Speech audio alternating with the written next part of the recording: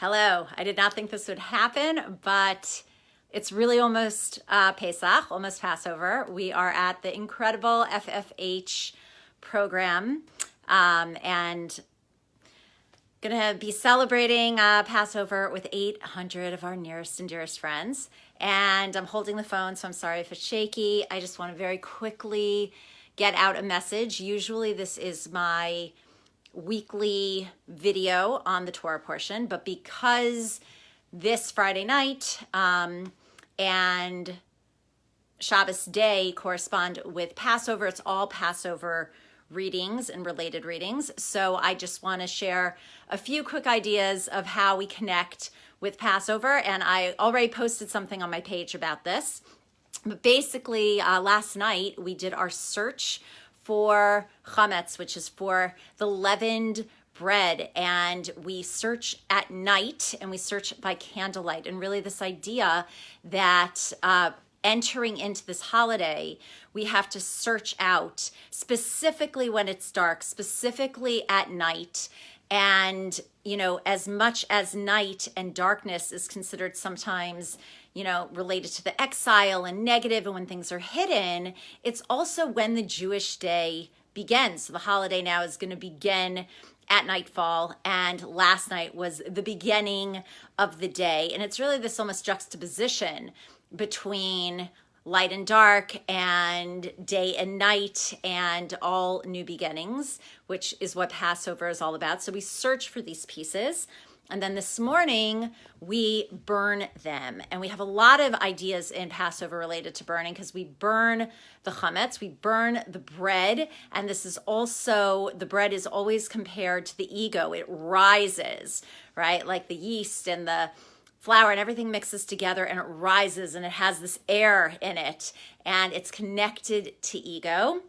And whereas on Passover, we eat matzah, we eat bread that has not risen, something that is simple and plain and flour and water, and it doesn't rise. It's flat and it's egoless, and it's this idea of humility.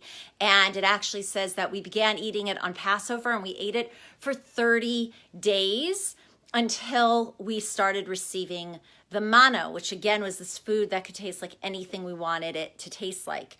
And it's interesting because one of the common ideas is that it takes 30 days to form a habit. So if you focus on humility and not having ego, then come 30 days later, then when you're around, you know, the chametz, it's not going to define you. It's not going to be something that is going to impact you in a negative way, but rather something you can tap into and elevate and make holy.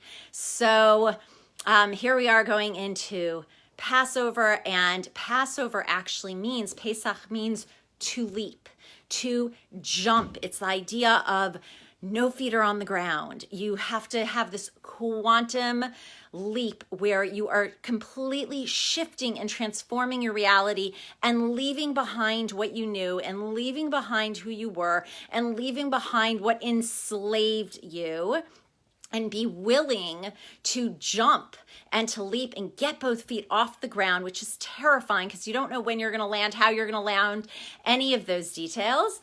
And yet through doing this, we're able to transform our reality, to tap into our authentic selves, to leave all the things that restricted us and bound us, which is what Egypt is, Mitzrayim, from Meitzar, from a sense of constrictedness into a place of freedom. And we do that by speaking, we do that by communicating, we do that by connecting, which is why Pesach is Pesach, the speaking mouth. And what are we about to read? The Haggadah, which is from the Hagid, to tell. We sit together, we talk, we ask questions, we question ourselves, we look within, we expose our vulnerabilities, we talk about our trauma, we connect to it and we understand it, and then we leave it and we realize that it served its purpose and it made us stronger and it made us more resilient and prepared us for this whole new reality that we're about to tap into. So we should all be willing to get both feet off the ground, to completely change and transform our reality, which is why Pesach Seder means order, but Pesach is to jump and to leap. So we leap out of the typical order. We leap and jump out of what we're used to. We break all boundaries, we break all limitations, and we just completely shift our reality into a completely new dimension. So everybody should be blessed with just a happy, freeing, liberating, redemptive, healing Passover. And we should always know that we have a voice to speak, and that there are people who want to hear you and want to hear what you have to say and are there to listen. And through all of this, we should ultimately be redeemed. It says we should celebrate Passover in Jerusalem. And that's why even Mashiach, the concept of redemption, is the same word as Messiah, which is a communicator. So as we celebrate Pesach, our speaking mouth, we should celebrate it in Jerusalem with Messiah, our communicator. So have a great Pesach. I hope that made sense. I know it's very late. Hello, Zalman. Wow. And Kim, yay. And thank you. My awesome friend Kim is taking care of our cats.